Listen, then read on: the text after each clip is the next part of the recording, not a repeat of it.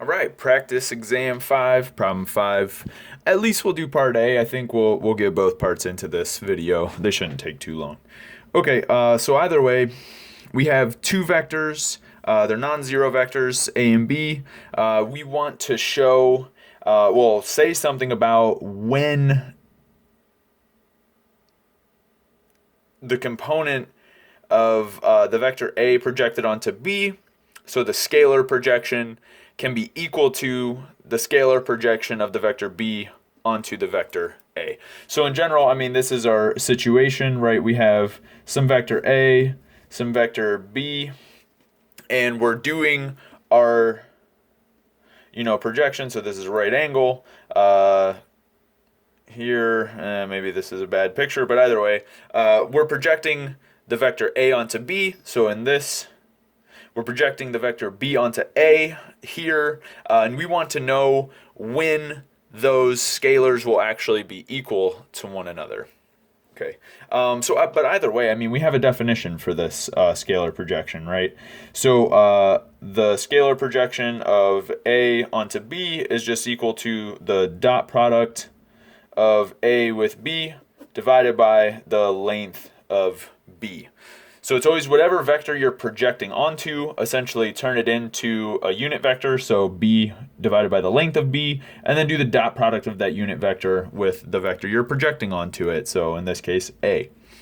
Okay, so either way, this is our scalar projection of the vector A onto the vector B, and then the other scalar projection, so B onto A, is going to look very similar at first, but then in the denominator we have the length of A because we turn A into the unit vector and then project B onto that unit vector essentially, and so this is our component of projecting B onto A, right? And so we want to know under what circumstances we have equality here. So one very obvious case where we'll have equality is if A dot B is equal to 0. Because clearly, if both of these components are equal to 0, okay, well then what does that mean? That means that our vectors A and B are just orthogonal to one another, right? So this is A, B are orthogonal. Okay, so that is one possibility. Or we can have, well, they're not orthogonal, right? So not orthogonal, but then what is this going to imply? So if they're not orthogonal, if A dot B is not equal to 0, well then clearly I can just divide by A dot B on both sides of this equation. Essentially, I'm going to eliminate those two things, and what I'm left with is 1 over the length of B is equal to 1 over the length of A. However, it's only possible for this to happen if the length of A is equal to the length of B. And so this is essentially it, right? So either the two situations, I mean, in fact, there's many situations, but either way, either these two vectors are orthogonal, and then our scalar projections are kind of trivially equal to one another. They're just both 0. Or they can be in whatever directions you want, but they have to have the same length. Okay, so those are two kind of mutually exclusive conditions for the scalar projection to be the same. All right, and so that's it for the first part for 5A. And then for 5B, we just wanted to know even more information.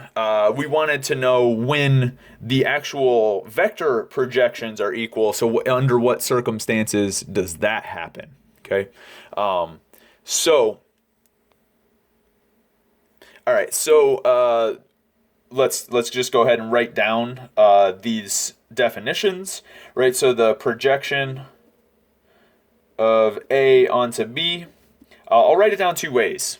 Okay, so one way is, well, just by the definition, follow the textbook, right? So either way, it's going to be A dot B over, we're projecting onto B, so B is the one we make the unit vector, and then we have this B over absolute value of B. So either way, so here I'll just set this equal to the other vector projection. So projecting B onto A in this case, and this is, projection of B onto A. Okay, either way, whatever, some notation, right? But the important part is that we are saying we have equality between these two expressions, and we want to know under what circumstances we have this equality.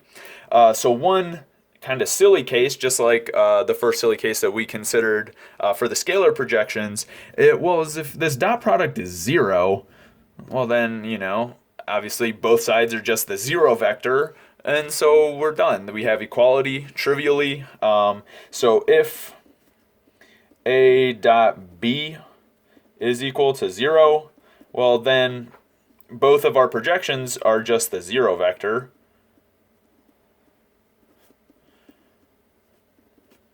And so we have equality amongst our two projections.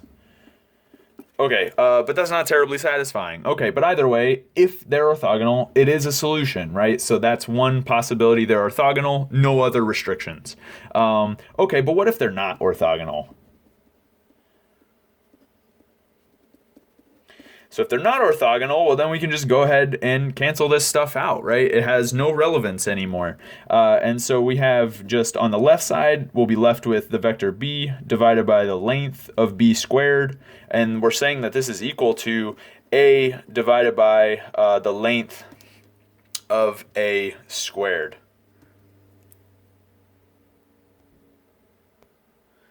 All right, and so now we have this equality amongst the vector b divided by its length squared and the vector a divided by its length squared. And so let's just go ahead and multiply both sides of the equation by the length of a squared times the length of b squared. I'll just write what we get. So what we're going to get is the length of a squared times the vector b is equal to the length of the vector b squared times the vector a. Okay, and so now with this equality, this is actually more than what I'm going to use, but let's see what implications this has.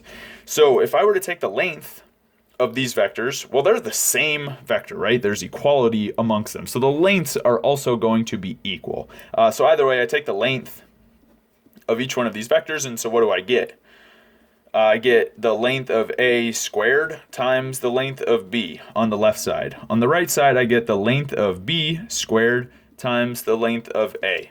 I have a lot of common factors. I can cancel a factor of length of a. I can cancel, and so just like we cancel the length of the vector a off of both sides of this equation, we can cancel the length of b from both sides of this equation, and this leaves us with the length of a being equal to the length of b.